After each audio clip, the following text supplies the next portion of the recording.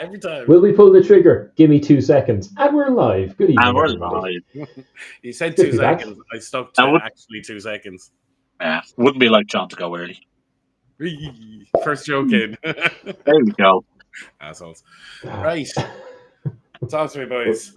We've We're got back. a packed and stacked running order. Everything's We do. coming together nicely. We're going to talk Big Ange tonight. Who's the replacement? Who's coming in for the big man?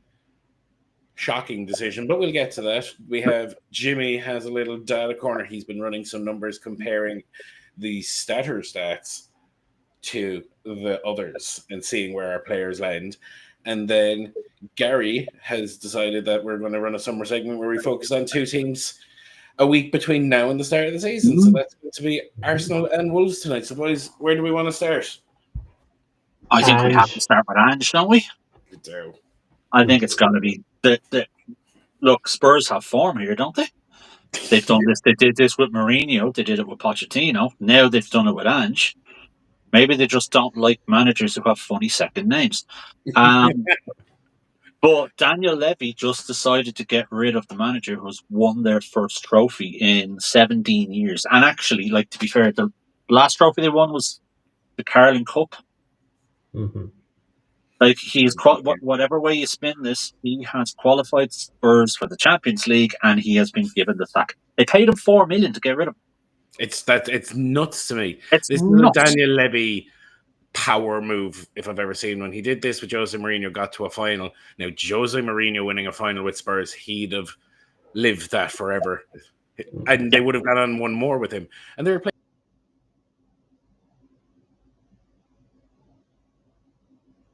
John has faded into the night. Oh dear, oh dear. Daniel Levy has heard what John is saying and decided to cancel him as well. Yeah, John has been cancelled by Daniel Levy. In the interim, I will say this. As an outsider looking at how Spurs get rid of successful managers, the phrase that keeps springing to mind is, maybe I like the misery. Maybe the Spurs people want to lose. Maybe they like the pain. I don't understand it. Ange seemed to be doing good things. All right, there was a dip there when he had like no defenders around Christmas, and I think that hung on him the whole year. And I think the decision was all but made that he was gone at the end of January, and then that decision had to be executed no matter what. And they were still facing, well, not really facing relegation, but Champions League qualification next year off the back of a European trophy. And that's not enough to save the man after 5 months of being berated by his own board for not playing lads whose legs had fallen off. It's nonsense. It's absolute nonsense. It's great. Look, if you let's break it down in a different way. If you take what Ange had done in the league on its own, and I know we had this conversation on our WhatsApp group. If you look at that league form on its own, he should have been fired. Fine, there'd be no questions asked, no issues with it whatsoever. But he was open about Europa League being the priority, Champions League qualification. We all know how important that is to a club, right? That's your building block. That means next year you are aiming to finish top 6 in the Premier League. You have the money to spend. Go and do it. That's fine. He was open about that. How many times did we speak on here about Ange talking about, I'm going to win a trophy in my second season? And he went and bloody delivered it. Yeah. Coldest man in football. Absolutely. And he called it. He called it, but he had that. That was a strategy that he was totally open about. Could it have blown up in his face? Of course it could. Sure. But that's sport. That's football. The thing is, for me with this, it's like, he said at the start of the year, I always win something my second year. And in the parade, he was like, on to season 3, like, the third year is the big one. And Daniel Levy basically showed his cards in the sense that it's a power move there. Like, as you said, the last time Pochettino got to final, he walked the plank 3 months later. Jose Mourinho, the week of a Carabao Cup final. And then it was Nuno who replaced him that summer. Lasted about 3 months, if I remember correctly. Yep, that's right. I think we're looking at something similar here. Like, whoever takes this job is coming into a job there where the fans love a man that won him a trophy. The dressing room, like, have you seen the outpouring of love by the players online and stuff? Just going like, Son came out and basically wrote him a love letter on social media. Loads of them did. I've seen Brennan You know, Johnson, and a lot of it is just like, you're a lovely man. Not about the football. It's just, love you as a man. And I think that says enough about the character of the person that we're and that talking goes a about here. long way in football. Yeah. That really, really, really does.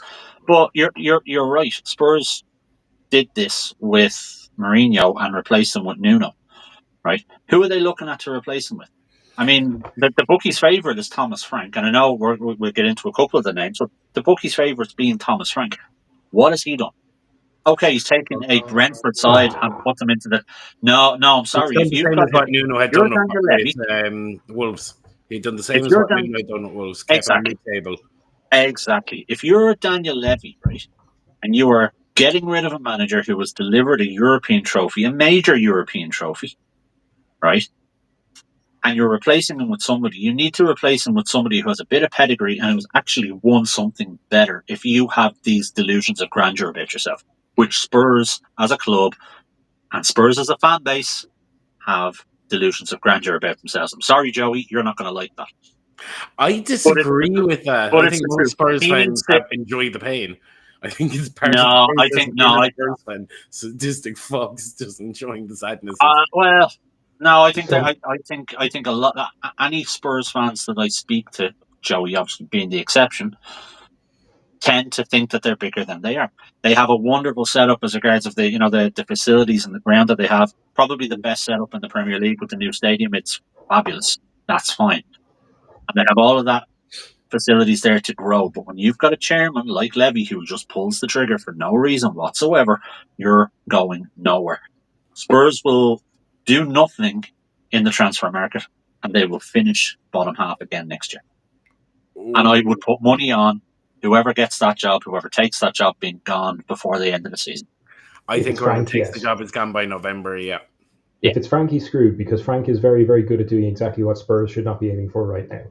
Herein for me is the contradiction in terms with Thomas Frank and Spurs. Spurs see themselves as a big club who have fallen into the United trap of a shit season, but they don't want to do it again. So they want fairly meteoric improvement and rising up the ranks quickly. Thomas Frank's big achievement has been to take a team from 17th to 15th and 13th and 11th and 8th and 7th, and a slow gradual burn. Nobody gets that much time at Spurs. I think Thomas Frank is going to be brought in. He's not quite Dyche, but he's pretty bloody defensive minded. And he's not going to move them high enough from where they are. Particularly, the issue here is injury, bad fortune for Ange, but also spend, which I don't foresee Spurs doing a lot of. I know Spurs' first team when they're fit is a good team, Jimmy. Spurs' first team when they're all there and fit is a good team. Udogie, Porro, Romero, Van de Ven. Yeah, they are. But they're starting 11 and 12 is their 11-12 is fantastic. It is and it's not. You've got a Son problem wherein if he doesn't pack his bags, he's going to continue to get more slow and less volatile as he used to be. None of the three big name strikers, except arguably Johnson, have really done much. Richarlison's a joke and Solanke's the punchline. James Maddison is great for the 15 minutes of a week he can handle. Kulusevski will come back and he will be brilliant, right? We know this. Kulusevski's Can we take a moment for James Maddison? The rinsing that man has taken. The rinsing that man took. Did you see the footage? The show, the one that Paul Scholes and Jamie Carragher doing? That fan went in on Maddison, and he was right. He was wrong. He was right. No, James Maddison is a very, very good player. I think James Maddison is, however, either because of injury or because of age or because of something else, quite frequently not on the pitch. Sometimes it's because of cards. And he has been really, really strong in the weeks where he has come on, where he has played 20, 25 minutes. He has picked up as much in the numbers as he does in 90 minutes, like a Trossard. He's a very, very good impact sub. I'm sure he's a great leader. But statistically speaking, he's not going to be the core of anything for 90 minutes. And again, Son needs to be replaced. Fucking Kane still needs to be replaced. They need to go shopping. Yeah, they've got a million great defenders when they're healthy. Half of whom are now going to be in completely new roles if it's Thomas Frank. No, here's one for you. So it's almost as if we preempted this and there's an article available and ready. And just where, John? Where can I read Where can you find this article, John? This article would be over on statterdraft.com. If you go over there right now, Oh yeah, so we're going like, hey, this is NordVPN. No, we're not doing that. Squarespace. Fuck off. No, basically the article there looking at who are the 5 contenders to take the hot seat from Ange, and what is also in there is the potential winners, losers, players that you should look at or players who you should not look at when it comes time for draft later on this year. So the 5 contenders are Thomas Frank, Marco Silva, Oliver Glasner, De Zerbi, and Iriola. I get a little flutter in my heart every time someone says De Zerbi. De Zerbi is why I support Brighton. Genuinely. De Zerbi at Brighton was anytime they were on, I would watch and I'd be like, oh cool, they're actually trying to win. This is fun to watch. This is exciting. It's fast. I like it. He was great to watch. He plays great football at Marseille as well. Now, to be fair, he's not going anywhere from Marseille. What, Champions League football at Spurs with a bit of money to spend? You have Champions League football at Marseille with a bit of money to spend, and you're comfortable in your job. Would you give up North London for the south of France? I wouldn't. Well, what? Go up manage Spurs in the Champions League versus an average French team. So an average English team, an average English team versus an average French team. Yeah, probably triple the salary as well. No, that comes into it. Like, if we're going to be honest about it, that comes into it. The salary. Well, yeah, fair enough. That probably plays. If I turn around to EVB boys and go, here lads, you're going to go. I'm going to go give you a promotion to a place with a bigger office, and I'm going to triple your salary. You're going to go to me, nah, I'm good. Nonsense. Yeah, fair. No, that's fair. But I don't think I still don't think he'll go anywhere. To be honest, my money for that job is Glasner, and I think that would be the perfect fit. Going to be Thomas Frank. I think that's done. The problem with the problem with Thomas Frank is, and it probably is a done deal, but if it is Thomas Frank, he's already come out and said Brentford are a selling club, and that's what we are, and so on and so forth. So he has done that quite well with Brentford. To be fair, I think if Levy comes in, the Spurs will probably indirectly get the label of a selling club. They're not. They should be a buying club with the money that they have. I think it's just a wrong fit because he is so used to managing on a budget. Maybe that's what Levy wants to do. Maybe he wants to try and get success, on a budget. I don't think that's fair on Thomas Frank. He's done an admirable job at Brentford. He has. No. Manager. They've solidified very well. Yeah. I can't argue that, but just on that point, he has done it on a limited budget.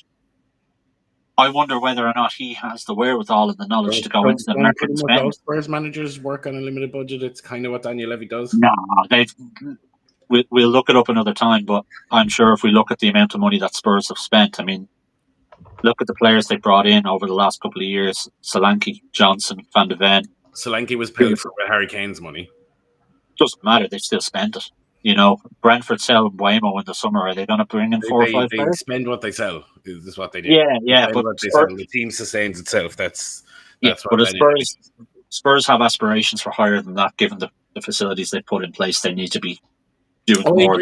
I don't think any of these 5 managers are on the list are the guy.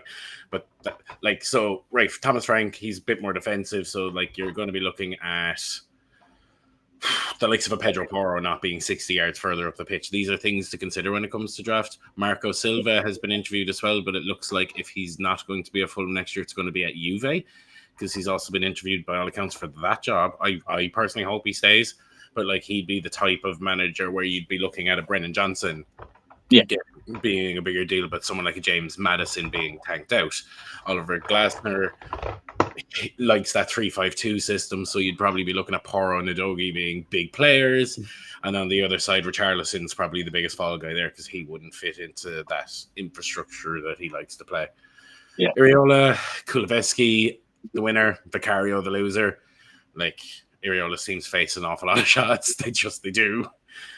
It's what they have that high press, so once a team beats the press, they do concede a high amount of shots. So Vicario would be one when it comes to drafting next year. I'd be concerned if it was him.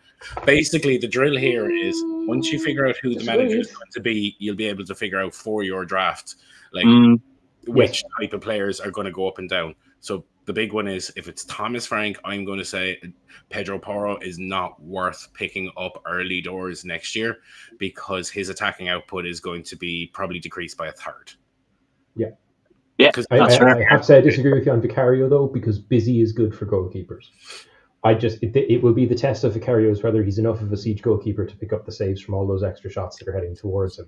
He's not. My money's on Glasner, or not my money, but I think it should be Glasner because I think there is probably a more natural flow or a more natural transition for the wing backs there. And the wing backs are everything for Spurs, and to completely reshape the whole thing would be silly. So I'm saying Glasner, but only if I can't have Deserby back. I don't think he's even around. But anyway, just, as I was saying about particular players, ones to watch out for in terms of fantasy football and what we're up to next year. Jimmy, you've been also looking at speaking of players like Udogie and Pedro Porro, you've been looking at the analysis of the defensive stats on our new app. Is that what they're doing? Yes. So, those of you who were listening last week might have felt a strange feeling of calm and the sort of warmth flowing through your heart when you realised that I wasn't there. I was off swimming in a sea of numbers because the season is over and I've been running some simulations and some tests and testing our brand new point system. We have modified once again for the start of the new season to come along with our lovely new app, which should be with you all very, very soon. And what I did was I had a look at the top players last year in the Fantasy Premier League. They're the market leader. They're the big brother. They're what we all started playing on. And then I had a look at how that stacks against the top 10 players in our system. And there are some stark differences, which I think is great. But there's too much to bite it all off in one go. So I did defenders this week. And 5 of the top 10 were exactly the same. No one will be surprised at probably 4 of them. Van Dijk, Trent, Guardiola and Munoz were in both top 10s. Milenkovic made both top 10s as well, but then it gets a little bit different. And the reason for it is because of the data points we're using. There's a much more in-depth description of this over on which website is it again, John? That would be over at statterdraft.com. Statterdraft.com, that's the one. We are trying to see how many of these we can get in 45 minutes this week, folks. No, You're just going to lay these on me today. So there was 4 in the top 10 who it might be worth looking. Well, 3 and 1. 3 worth looking at, 1 that I think you should avoid, and 1 who's left the Premier League. So Dean Huijsen is gone, so you can forget about him, even though he was stellar last year. The 3, 2 of them are absolutely house favourites here at Statr HQ. It's the nippy little fella at the back for Fulham, young Anthony Robinson, and it is, of course, the big man in the centre of everything for Everton, James Tarkowski. It'll be no surprise to anyone that both of these dominated their stats. And I'm going to go through some stats now that matter to football, but don't matter in fantasy Premier League. Favourites, you might say. Fan favourites, absolutely. Tarkers is very good at aerial interceptions. He's very good at clearances. He's very good at tackles. None of these get counted in FPL, but they're enough for him to matter on our side. Robinson is in that space alongside Munoz and Trent Alexander-Arnold, who are attacking defenders. So there's a whole lot of breakaways there. There's a whole lot of gameplay setups. There's a whole lot of key passes, crosses, that kind of thing. But Robinson also has really good defensive stats for things like tackles and interceptions. But none of these is the number 1 per Statr points most underrated defender in the Premier League last season. And the most underrated, I will say this of him, right? He is not an attacking player. He is not going to be at crosses or key passes or big sprints. Best of all, he is a central defender, and I love seeing a CB get his credits because the other game killed him. Can I guess? Can we guess? Well, if neither of you have read the article, I'm guessing you'll both get there immediately. You will both get this immediately, but I just think it's so wonderful that the system we have built rewards the lads who get the most overlooked, who are the big donkeys in the back at the middle of the pitch. We want a game where you want more players, where more players are worth having instead of just the same 3 fucking strikers. And I think we've achieved that. And this name should be proof of it. Gentlemen, have a guess. Does he play for Brentford? He certainly does, Gary. Did we say he should move to Spurs last week? I think we did. Oh, lads, I leave you alone for 1 week. It's Nathan Collins. Delighted as well that it's an Irishman. Absolutely. But Nathan Collins' stats are so interesting because it's not the sexy stuff. What he has more of than anyone else is a stat that an awful lot of people will not be familiar with, but that we think is valuable and we're using to generate points. It's called BSA. He has the highest BSA in the Premier League last season, and it stands for blocked scoring attack. In layman's terms, if the little round thing is going into the hole that makes you sad, he gets in the way. He throws himself in front of the attack. He keeps the ball from going in the net like some sort of wannabe goalkeeper. To do that, and stop me when I go wrong, people who play or watch football, you first have to have enough pace to get in front of the thing. You have to have enough instinct to see when something's going wrong. You have to be far enough back, thank you, Thomas, that you can actually be between the ball and the net. And you have to be severely fit to keep on doing that to the degree of like 2 to 3 a game. Yeah. Like that's exactly what you want your centre back to. For 38 games. You know, he's the only outfield player this year who played every minute for Premier League season. Yep. And you know what? Our point system rewards that too. We're not going. Let's just clarify this now, right? Because this has always been one of my biggest gripes with FPL. I love FPL. It was our mothership. We've broken away from it. But 60 minutes, being on the pitch for 60 minutes is worth twice as much as being on the pitch for 59 minutes, and it's also worth as much as playing the full 90. Mm-hmm. Now, we all know Pep used to take great joy in taking off his players at 58 minutes just to screw over fantasy football players. I mean, I feel like that was I feel like he literally did that because he did that just to piss us off. He did. But it's a ridiculous way to score things because we all know there's a difference between 90 minutes for a striker and 90 minutes for a goalie for a start. And secondly, the 60 minutes magic number is absolute rubbish. Like most of the substitutions are going to start coming in later now that games are going longer. Like games are going to 100 minutes now, so we're going to see more substitutions in what used to be the championship rounds, which means by default it's just 2 free points that everyone gets, and if everyone gets it, no one gets it, and the whole thing ticks me off. So the way we've built things is a little bit different. It rewards minutes played on a sliding scale. I'm not going to tell you any more than that until we launch, but if you're there for half an hour, it's worth more than 5 minutes, and if you're there for 80 minutes, it's worth more than 50, and the numbers make sense. And that's part of why Nathan Collins is top of the pack this year for us in defensive terms, because he was there the whole time and he was working hard. But I looked at the article. I looked at the article earlier on, and there's a few of them that like really stood out. Like the big changes, like Dan Burn, Kirkes, Cucurella, Saliba, Murillo, Alaina went down massively from the most overrated defenders. Like were fascinating to see. Like Cucurella, Saliba, Murillo, Aina, Kirkes, all. So the overrated in the Forest thing is down to a couple of factors, right? First of all, Forest did not have huge squad depth at the back, so they were always there. Secondly, they had a really good defensive run before Christmas, but it does point to the fact that in FPL, you pick the team at the back first and then the player.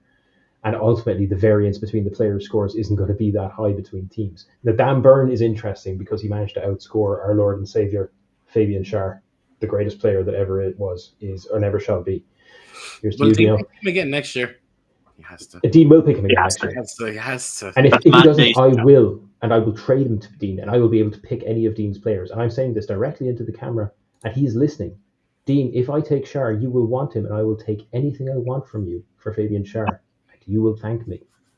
But Dan Burn, good to see him there. A lot of clean sheets in the games where he played, of which like 13 isn't a coincidence. Second highest clean sheets in the league last year after VVD. But yeah, some seriously overrated players took a tumble. And there's a bit more info in there in why that matters and what to look for. And we've other articles there on what to keep an eye out for. And it's all so we can kind of help you navigate this stuff, because the new point system obviously is going to be new for everyone that isn't us. So we're going to be doing a little bit to help you kind of work out the really cool stuff that we've built and how to play with it. But yeah, have a look at the article. And if you disagree that Nathan Collins is the most underrated defender in the Premier League, please put it in the comments so we can tell you, well, we can politely invite you to enjoy sexual intercourse at a time and place of your own choosing, all alone. Go fuck yourself. I know. Sorry, just before we move on, and where will we find that article? It's at fantasy.premierleague.com. It's at statterdraft.com. You're not doing it right. It's at statterdraft.com. Statterdraft.com. I'm going to start doing it in the crocodile suit. I think I'm going to just have to like John, if you don't turn up in a crocodile suit to one of these podcasts before the new season starts, I'm going to be severely disappointed. Or Dean's wedding. Dean's What? wedding. When's Dean's? Oh, when's that? Crocodile suit, Dean's wedding. Just saying. Excellent. Love it. Do we? Sorry, off topic. But Do we? Do we? We do. We? Surely we do. Don't drag me down. Surely we do. I'm too much of a style No, icon we to wear the this, crocodile John. suit. You're You're so sad. Just the way Oh, you my stared at God. me like, yes. Excellent. I think But we'll yes, Nathan Collins. we're definitely draft him bringing where we're you're definitely saying. bringing the crocodile on the seg. That's a definite. That has to happen. That has to happen. Yeah. It's good to see Nathan Collins there, though. I mean, look, I think tradition. We're just going back to that. Just I'm back- bringing it back anyway, in Nathan line. Collins. No, it's good to see him up there. To be fair, I think as we have evolved, we now kind of see the value of those big, bulky, keep the ball out of the net defenders. Whereas traditionally, it was your Trents, it was your Robinsons, it was your Kirkeses, these attacking wing backs who got forward, got the assists. And as you say, over on the Big Brother site, that's still the way they do it. It's good to see that we're doing it a little bit differently. And as a former centre back myself, who can't kick a ball from here to there, but can certainly kick the legs out from under it, I'm happy to see that. I am all for it. Yeah, I will say this. Love it. Them being overrated doesn't necessarily mean you should pick them next year. But if you want to know what that's about, you need to go read the article. Where's the article, John? Statterdraft.com. What's that, 5 now? That's 5. Statterdraft.com. Staturdrift. STATORDRAFT.TO. And that's it for the stats for this week. Tune in next week when I will be trying to work out how to compare midfielders and forwards with a site that can't tell midfielders from forwards. Actually, that's going to be a class one. That's- I think that's going to be a very interesting one for showing the difference in our model versus the others, because players that, oh my days, is Mo Salah midfielder? Is he fuck? Is No, he a midfielder? Is he fuck? But tune in next week on standarddraft.com. Anyway, Gary, just the challenge is to get the double figures on naming the website. And we're at 6, and we're 27 minutes in, and we're at 6. So yeah, good stuff. Gary, talk to me. So you basically, Gary has planned this little segment now. I think we're gonna have to name it, Gary. We'll let you name your own segment where it's the 2 teams a week that we're gonna focus on between now. We'll have a name by next week. We'll have a name by next week. We're not going to name it now. Give me a chance to think about that, or at least give me a chance to pump it into Gemini or ChatGPT. Never say pump it into anything to me.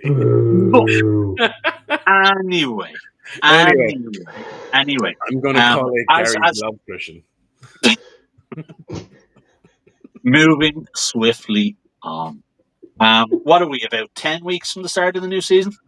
Yeah, give or take. Give or take. So the weekend, so we're in around the 10-week mark. But as we are fantasy football enthusiasts here at Statr.com, what we want to do is we want to start. Hey, there you go. I didn't even need the ask. Right. Look at that, just. But as we are football enthusiasts, or fantasy football enthusiasts, we want to talk about the players who you should be looking at, who the players you should be avoiding like the plague, and some of those wild cards that might drop down in the draft order, and that you can pick up a bargain, i.e. Embuemo for Jimi this year. And we're going to look at it. We're going to look at 2 teams every week. Snipe of the year, by the way. Are you kidding me? Absolutely. Yeah. But we're going to look at 2 teams a week, and this week we're looking at Arsenal, and we're looking at Wolves, John's 2 favourite teams. Yeah, I'm going to try behave today, because no, you're not. That's no fun. We pick the 2 teams that literally bother me the most in the Premier League. So I'm here for this. Yeah, absolutely. Look, swear we didn't plan this, but maybe just maybe we did. So we started with Arsenal, and if you look at the top pick for Arsenal, there is only one player you look at there, to get the maximum return out of players from that squad, and it has to be Saka. Yeah, it's It's Saka every day of the week and twice on Sundays. I mean, last season he was a potential number one pick. I know, and Salah I think went number one in our draft last year, but he was a potential number one last year. No, it wasn't. It was Haaland, actually. Haaland went first. Guess who else I sniped? Nice. But he's a first round draft pick. I think for anyone drafting this year, he has to be considered as a first round draft pick. He'll be first pick next year. He will what? He'll be the first pick next year. Oh, he'll be in the first round next year. He won't be number one, but he will be in the first round. I mean, if you look at the numbers for last year, he did 342 points, even though he got 13 games out due to a hamstring injury. Yeah. He was Arsenal's top scoring player, even though he played 65-70% of the time because of that injury. Yes. And he was absolute fire before that injury happened. Like, he had 16 goal contributions throughout the whole season. 13 of them were pre his injury, and he came back. He came back in the league this year. Say again. Joint third most assists in the league this year, and only played 65% of the games, 70% of the games. So, and when he came back, he wasn't fit, but he still was a massive contributor to Arsenal. So, your top pick, if you're looking at Arsenal players, has to be Saka. No questions asked. Straight up, that's who it is. Who you avoid, and John, you're not going to like this one. For me, it's Calafiori. Correct. I think you have to avoid Calafiori. You do not draft him. And the main reason behind that is his injury record. I was going to say Ben White. Ben White's next. Arteta. I'm going to do it again. Ben White is the problem for Calafiori. I'm going to do it. They rotate with each other? I'm going to do it again. Right? I'm going to do it again. Arteta does the thing, and it's really annoying because he literally stacks fullbacks. He stacks fullbacks, so he's going to have Urian Timber and he's going to have Urian Timber over on the right. He's going to have Kelly on the left. They're going to rotate. Ben White, every couple of years, Arteta just decides that he's pushing someone out. So he's done this before, and Ben White's going to be the next one that he just kind of goes, I'm done with you now. I've had enough of you. Saliba and Gabriel are the two in the middle. Timber's going to be on the right, and Calafiori and Lewis Skelly are going to rotate off the left. Lewis Skelly is statistically garbage, right? And I know this is the moment where I can hear the tears from London already. I don't get it, family, yada, yada, yada. Cry it up in comments, kids. Lewis Skelly is statistically absolute hot, salty garbage. He actually is poorer per game last year than Højlund. He is plumbing the depths. He is, for all intents and purposes, too many cards. An Ipswich midfielder is at the kind of level he's at. Too many cards. No temperament control whatsoever. No attacking involvement. Ishy defense work. Don't touch him. He's the most toxic for me. But Calafiori, I don't see a lot of love for either. Either way, their defense is just not where you want to go, unless it's Ben White, because I trust Ben White. Yeah. The only reason I took Calafiori above Lewis Skelly is I think Lewis Skelly is too obvious to avoid. I think you have to just not even consider him because of all of the reasons you put forward there. There's Arsenal fans screaming hearing that. No, he is fantasy football garbage. Fantasy football, I agree. I do agree, but Arsenal fans are not going to want to hear that. Well, Arsenal fans, if you don't like it, come at us in the comments. If you scroll through all of the players in the league, even if you scroll through the Arsenal squad on its own, he is like page 3 of point scoring last year. So yes, avoid him, but for me, you kind of shouldn't need to be told to avoid him. Whereas Calafiori, he's relatively new. He was a big name coming in from Italy. John, you took him when he came along in the January transfer window. I actually picked him up in the draft. Did you pick? I thought you picked him up mid-season when he dropped. Anyway, no, I picked him up at the start. I dropped him for a while, and then I picked him back up again when he got fit again. And he got injured again and spent weeks on fucking. But this is the thing: his injury record is shocking. He is, if anyone remembers of a certain vintage, if anyone remembers Alberto Aquilani at Liverpool, way back, Yeah, he is that all over again. Mm. Good Italian player, great in Italy, shit in England. Don't draft Calafiori. Do not do it. Your I wild card. have opinions, though. Oh, sorry, go on. No. You're cool. Your wild card though for Arsenal. And this was a bit of a conundrum because there's a couple of players in there you could look at, and given the conversation we've just had around centre backs, Can I guess? Oh yeah, okay, no. but it's not a centre back. Oh, No. can I guess? You can guess. Do you think Thomas Partey comes good for points this year as well as play? No. Okay. I actually think Partey might be on his way out, depending on whether or not Arsenal sign Zubamendi. So if Zubamendi comes in, then I think Partey is gone. Your wild card though for Arsenal, you could take any of the 20 strikers that they're being linked with, but for me it's Odegaard. And the reason it's Odegaard is because last season, statistically, he had his worst season. Of his career, like. Yeah. Now, if you look at, hang on, let me give you my logic, Jimmy. Let me give you my logic, right? Cool. Arsenal's team last year were decimated by injuries up front and a lack of finished product up front. Saka got injured, Jesus got injured, Havertz got injured. Nobody to assist. Yeah, exactly. There was nobody to assist there. Okay, Arsenal are expected to sign their shiny new striker, be that Gyökeres or Sesko. It looks like Sesko. I think that looks all. Yeah, or it could be any. It could be any one of those 20 strikers on that article that you wrote over. Where, John? God damn you! At statterdraft.com. There we go. But that feeds into Odegaard scoring serious points for assists next year. If you look at the last point, and then I'll let you in, Jimmy. Right? If you look at his last 7 or 8 games last season, when Saka came back, right, when he had somebody to supply, he averaged 11.5 points per game over 7 games. When he had the players up there to service, he finished second behind Saka. Okay, there was a massive gap, but we've spoken reasons why. He finished second there. I don't think he goes in round 1. I actually don't even think he goes in round 2 because of all of those things. And the look on Jimmy's face would suggest I wouldn't even consider him in the first two rounds. But if he falls to round 3, but you take him. I would be delighted to see him go in round 3 because he's confirmed he's going back to Madrid. Odegaard? Yeah. Like 2 weeks ago. Haven't seen anything of that. No. Yeah, made a big heartfelt announcement on Instagram about how much he's enjoyed his time at Arsenal. Well, he played in Madrid when he was 16.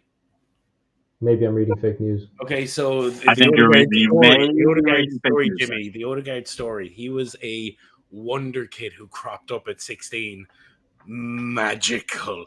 Every team in football was like, holy shit, who's this kid? Every team in football wanted him. Where did he inevitably go at the tender age of 15 going on 16? Real Madrid. Stayed there for a couple of years, did like 1.5 years in the Castilla, aka the B team, went up to first team, played a couple of minutes, but it was Isco ahead of him. So he went on loan to Sociedad for a year, went on loan to Arsenal for a year, and then went, fuck it, I like it in London. He was supposed to go back to Madrid and replace Isco. I think it was Isco. I might be wrong in that part. But yeah, he basically was like, I like it in London. I'm going to stay here. And bish, bash, bush. But yeah, essentially, he like back a few years back, he was the wonder kid. And I think people forget that how young he is because he's been around. What is he? 24? He was born in 98, so what that puts him at 26. So he's already 27. Yeah. I mean, look, maybe what I read was fake news, and just checking the sports there. It's a little outfit called tntsports.co.uk, whoever they are. Anyway, back away, Gary. I think he's totally pick Odegaard. He's contracted till 2028, so if he does go, there'll be serious money involved there. And given, I suppose, given Alonso's just gone in there, maybe I don't think he's going anywhere this season. So I think a lot of players might overlook him because he was statistically not as good as he was as normal. And if you look at the top players, he's probably across all positions, he probably falls into page 2. My wild card would be Marino. Marino was nearly my kind of avoid, because with a shiny new striker, with Declan Rice, Zubimendi, and Odegaard in that middle, I don't see where Marino plays every week. Actually, if there's a shiny new striker. But they will buy. New striker. Well, no, they are buying. There has to be a shiny new striker. They're buying a striker that's basically mission only this summer for them. Yeah. I agree. I just have no faith in them to do anything right. No, they're getting your man Sesko, who will be a bitter disappointment. He'll be like beautiful Giroud. He'll do bits at times, and what he does will be delicious. But what he doesn't do the rest of the time. He'll also be half as sexy as Giroud. Yeah, but nobody can be as sexy as Giroud. This is very true. Jerry Giroud looks as sexy as a man from Ennis that we all know. He's still France's all-time highest goal scorer, isn't he? He is. That's so weird, man. Why do French players not bother their whole? No, he has some mad stats. So, like, France got to the final of a World Cup and he hadn't scored a goal when he had played every game. Like, what is it about the French jersey that when they put it on, they become good players when they play for France, and then they're like Pogba? No, Giroud's numbers stack everywhere he goes. Like his numbers, like his numbers at Arsenal are actually quite good, but they weren't what they needed. They're okay. No, we're talking 15 plus goals a season as well. He was solid but unspectacular. He was doing 15 plus a season, but he was not consistently doing 20 plus, which what they needed and what they paid for at the time was, the 20, 30 goals a season, but he was scoring 12 to 15 beautiful goals. Yeah. The scorpion kick will always live long in the memory. I will consider drafting Oliver Giroud in the draft next year. Gary? Yes. Enough of the hatred for Arsenal that we all share. Wolves. Go fuck themselves. Yeah, I think I don't normally agree with John, but I think, John, it's fair to say we both think Wolves are going down next year. Yeah. No shadow of a doubt. Cunha is gone. Nuri was confirmed about an hour ago, I think, is when it was confirmed. We'll get into the Man City conversation in another week. But with those two players gone, and they were their two highest scoring players last year, if you're looking at Wolves, there is one player and one player only who you look at. Do you want to have a guess who it might be, lads? Strand Larsen. Has to be Strand Larsen. Has to be Strand Larsen. He will be the man who carries the water next year. That's if he doesn't get sold. Now, let's caveat this. I do think they're going to Wolves are not done selling. So guess what? There's an article that's nearly ready over at Statr. Why would Wolves with a lump of PSR is fucked? They still could probably do they're selling the two boys is enough to keep to be good under PSR. But I think they need to sell more if they want to bring in anyone to replace. They're in a sell to buy situation, and this is what Wolves have been the last few years after the Portuguese masterclass they did about a decade ago now. But I'm looking at the team here, right? And I wrote this in the article about fellas that are possibly also up for sale. You're going to have the likes of Andre, who they only signed last year, who they're given a decent wage, hasn't really settled. He could be off to Italy. You have your man Sasha Kaladic, the other centre forward, not playing all the time. So unless he's going to be the one that gets upgraded to replace Cunha, he could be on the way out. Craig Dawson could just go out the back door. Matt Doherty is on the way out as well, isn't he? Who? Sarabia. Yep. Matt Doherty. You're going to have, I think your man, what's his name? Jose Sa could go. Sarabia could go. I think the only fellas that are there guaranteed at the moment are Gomez and Guedes. Anybody else, I reckon, is up for grabs if a decent offer comes in. Yeah. So who the fuck do you pick to avoid, Gary? Well, the whole squad. Well, I mean, again, it's you could look at the whole squad and go, no, you're not gonna pick them. But again, it's obvious that you're not gonna pick half of the Wolves squad. The pitfall is Nelson Semedo. Yes, that is your pitfall, because you'd look at him and go, yes, he's guaranteed to play all of the minutes that Wolves want to throw at him. He's a former Barcelona player. He's an international for Portugal. He is, on paper, everything you would want in a defender who plays in midfield. But every single year, his numbers fall off. He has been in decline. Last year was the exception to that, but it was only a slight return to it. But again, you take everything that's happening at Wolves right now, he's going to have only one person to aim at in Strand Larson. They are going to be under the cosh in a big way. And unless you are a big, burly centre half who throws himself in front of the ball, aka Nathan Collins, you're not going to score points as a defender. So him on the wing as a creative defender, bombing up and down the wing, that's not what he's going to be doing next year. He will be defending. And anyone who's watched Wolves or Barcelona years ago will realise that Nelson Semedo cannot. He can't. He's worse than Trent when it comes to defending. So you do not, like, on paper, you look at it and you go, 170, 180 odd points is what he got for last year, and you look at him and go, he's probably a round 8 or round 9. But again, that places him outside of the top 20 in your top defenders. Yes. Yeah. I'm just looking at the stats here. My thing is, even in our system, he's got nothing there. He's got nothing. Yeah. There's no aerials. There's only Wolves team that are worth a pint of piss next year, and it'll be Strand Larson, Joe Gomez, and your man Guedes. Well, actually, now you say it, Joe Gomez is the wildcard. Is my wildcard. Yeah. Because if there's anyone who's going to step up and potentially fill in on that space, it is Joe Gomez or potentially Rodrigo Gomez. But Joe Gomez gets the pick because he was consistent last year. He played all of the games last year. Didn't deliver, but again, probably lived in Cunha's shadow a little bit.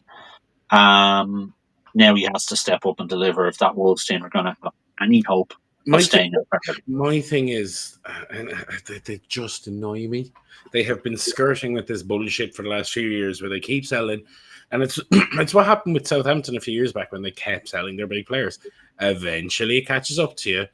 I know they had a bit of a run of form at the end of last season where they went 5-6 games on the trot. But that run of form coincided with the confirmation of the third team being relegated in the Premier League. Yeah. Once they knew they were absolutely safe, it was like, oh, no pressure. We can go play a little bit of football and put a bit of gloss on the season. So they're finishing up going, oh, we were the form team. Yeah, you were the form team when you had no pressure to play. You had nothing to play for. You had no... Now, if they can come out at the start of next season and play without the shackles like they were able to at the end, sure enough, maybe. But the thing is...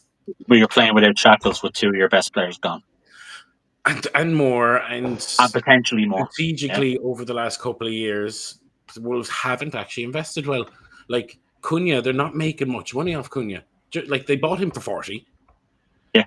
You have your man Fabio, or whatever his name was, the centre forward that they bought for 40, and they're still loaning him out 3 years down the track. Like, they haven't invested the money back in wisely over the last few years. They've got very lucky that a player who's been there 1 or 2 years has kind of, like Cunha, like, he hit a run this year. Like, it happened this year. Ait-Nouri has progressively improved. I think he's still a stupid signing for City. Personally, I think he's majorly overrated. I'd agree. I would agree. No, he's been solid for years in a shit team. Can I ask a question, guys? Because this is like a football question I need to ask. I get confused between all of these Gomez's and Guedes' running around. No. João Gomez, your wildcard pick, Gary. You're aware that his points per game were incredibly low last year. I just wonder, is he a defensive midfielder? Because I'm looking at his stats and he literally doesn't fit into any position. He's got low aerials, so I know he's not a fucking centre back. He's got low key passes, so he couldn't be a decent winger or a playmaker. And he's got low tackles and he's got low... Like, it's just... I mean, as a wildcard pick, it'll be interesting. He's the type of player who has to basically step up next year. Yeah, right. Pretty much, he has to take that step forward. On every front, he's going to need to do a lot better. The thing he's best at is clearances, and he's not great at that. I think for me, the reason he's in there is John's hit it on the head. He has to be one of those players to step up. He's going to be one of the more. It's going to have to be himself or Strand Larson who steps up to the plate next season. Yeah, he's going to have to be one of the leaders in that team. And So is it a question here of similar to an Odegaard, a player who we know has ability, who hasn't been performing, Yeah. I and we're don't even think hoping it's that that he he comes good hasn't this been year? performing. He's probably been carried a little bit by other players within the squad. He's probably had it too easy a Okay. run of it, and Okay. gotten away with it. Whereas now he has to step up. But That's most one to watch, man. importantly, I gotta say that's a ballsy call, because I know the most wild card is importantly, the most yeah, fun but one. come here. If you're looking at a Wolves midfielder, we're probably talking round 12, 13 in the draft anyway at that point. You are. You're taking a punt. You're talking round 9, round 10. Take a punt to fill out your bench, and if he's scoring, you bring him into your starting line. But that's more the Yeah, nature of the team that Wolves will be next year. their midfielders are particularly poor. Overall, last year they've 2 forwards and 4 defenders in their top 6. Yeah. No prizes for guessing who the top is, obviously.